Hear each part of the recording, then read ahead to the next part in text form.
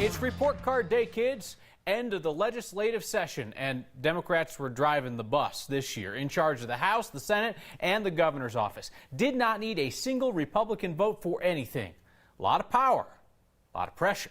So let's look at what they did. Politics guy Marshall Zellinger is looking at what the Democrats promised on day one and where we are now on day 120. That means we've got promises kept, promises unfulfilled, and here are some of those day one promises. Something we all experience: traffic. Here's the first promise from Speaker of the House Casey Becker that she made on transit during her opening day speech.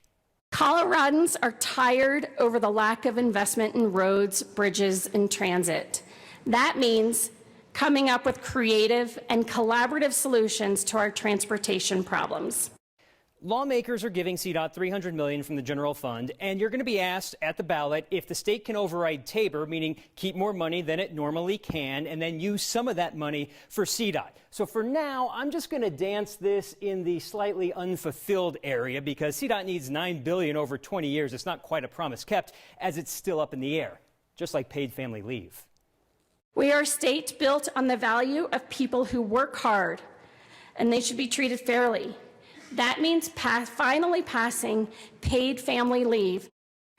Paid family leave was going to require a fee on employee paychecks and a charge to employers. That bill was changed to a study in the last week. Democrats say they'll pass it next year, but since it's not yet, I'll lean it toward unfulfilled. You already know the status of the red flag legislation, passed, signed into law, now being challenged in court. Oil and gas, as I move the background, oil and gas, that was signed into law, more power to state regulators to put health and safety first. Now, there was a promise that was made in the Senate on day one, and it got a lot of coverage through the last 4 months about relationships. Coloradans did not elect us to engage in gamesmanship. They elected us to work, to reach across the aisle. They certainly reached across the aisle. Senate Republicans sued Democrats when they used computers to read at length. Republicans used stall tactics well within the rules, and then Democrats stalled and limited, not stalled, but limited debate in the final days of the legislature. I'd say this promise is beyond unfulfilled. One major promise addressing the cost of health care is a bill that was passed that would allow importing drugs from Canada. Promise kept, right? Well, we still have one major step to go. Colorado needs federal approval to do this, which no state has yet. Florida, with a Republican governor, has a similar bill, and our governor thinks this will make his promise kept with their help.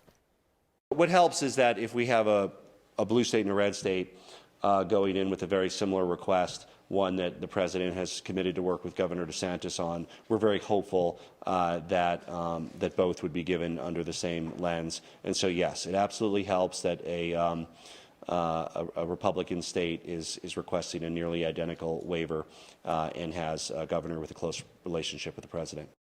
If we're going to use the dictionary definition of promise and kept, it goes to unfulfilled for now because we still need that other approval. These are just a highlight of some of the high-profile bills, Kyle, not a comprehensive look at the 300 bills that could go either way once the governor signs or doesn't sign, but it goes to show even when you have the power in both chambers and the governor's office, you don't automatically get to keep your promises.